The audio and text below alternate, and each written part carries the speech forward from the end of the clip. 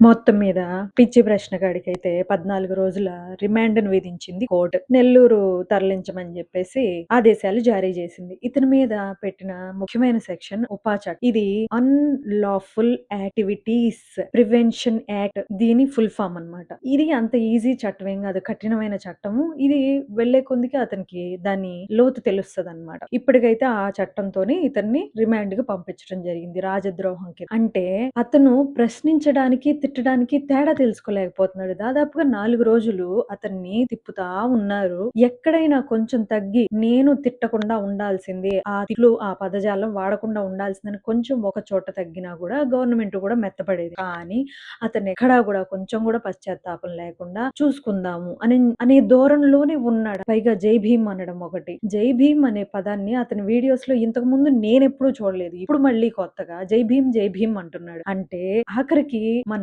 అంబేద్కర్ గారిని గూడా వాడుకుంటున్నాడన్నమాట ఇతను. అంతకుముందు ఎప్పుడూ లేని ప్రేమ ఇప్పుడు కోర్టులో కేసులు పడంగానే వచ్చేసింది అతనికి. మరి దేవీ దేవతల్ని తిట్టినప్పుడు గాని, మెగా ఫ్యామిలీని అతని వీడియోస్‌లో ఎంత దారుణంగా తిట్టాడంటే, పవన్ కళ్యాణ్‌ని తిట్టమని అంబేద్కర్ గారు అన్నారా అసలు? చిరంజీవి గారిని గాని, వాళ్ళ ఫ్యామిలీని గాని అదే పనిగా టార్గెట్ చేశాడు అతని పాత వీడియోస్‌లో. చిరంజీవి గారు ఎప్పుడూ వాళ్ళ జోలికెళ్ళింది లేదు.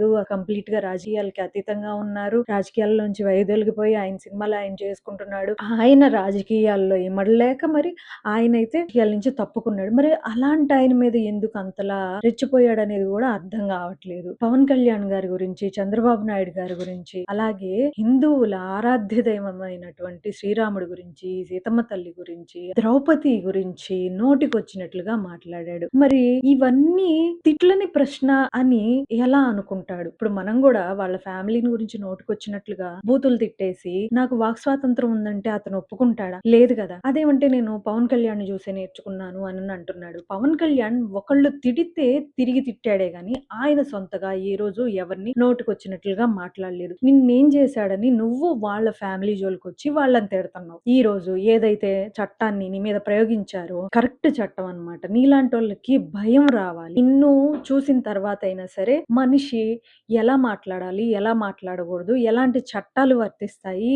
ఎంత మనం అనుభవించాల్సొస్తది తర్వాత అనేది నోటికొచ్చినట్లుగా మాట్లాడే యూట్యూబర్‌లకి కనువిప్పు కలగాలి నీ కేసు. 'ప్రకాష్ రాజ్' అని ఎవరైతే ఉన్నారో ఈయనేదో పెద్ద హీరో అయినట్టు ఈ పిచ్చి ప్రశ్నగాడికి ఫోనులు చేసి మాట్లాడడం, ఇతనికి సపోర్ట్‌గా నిలబడడం ఇదంతా ఒక కుట్రలాగే ఉంది గానీ ఎక్కడా గూడా సహజంగా మామూలుగా మనం ఇది చెయ్యాలి అనే ఉద్దేశంతో చేసినట్టుగా అయితే లేదు. ప్రజల కోసం ముందుకొచ్చి చేస్తున్నట్టుగా అయితే లేదు. మరి నేను జడ్జి చదివాననే ఆయన ఎవరైతే ఉన్నాడో, ఈయన మీద గూడా చాలా ఎలిగేషన్స్ ఒస్తున్నాయి. డబ్బులు తీసుకొని సరిగ్గా కేసులు వాదించకుండా అసలు ఇతనికి ప్రాక్టీస్ లేదని గూడా చెప్తున్నారు. మరి ఎంతవరకు నిజమో తెలీదు. ఈ ప్రకాష్ రాజ్, ఈ జడ్జి చదివినాయన, ఈ పిచ్చి ప్రశ్న వీళ్ళందరూ కలిసి అసలు ఏం చేద్దాం అనుకున్నారు? ఫైనల్‌గా అయితే న్యాయస్థానాలు చూస్తా ఊరుకోవు. ఎలా పడితే అలా మాట్లాడితే, ఎలా పడితే అలా నోటికొచ్చినట్లుగా మనుషుల్ని ఎలా అంటే అలా మాట్లాడితే ప్రభుత్వాలు చూస్తా ఊరుకోవు.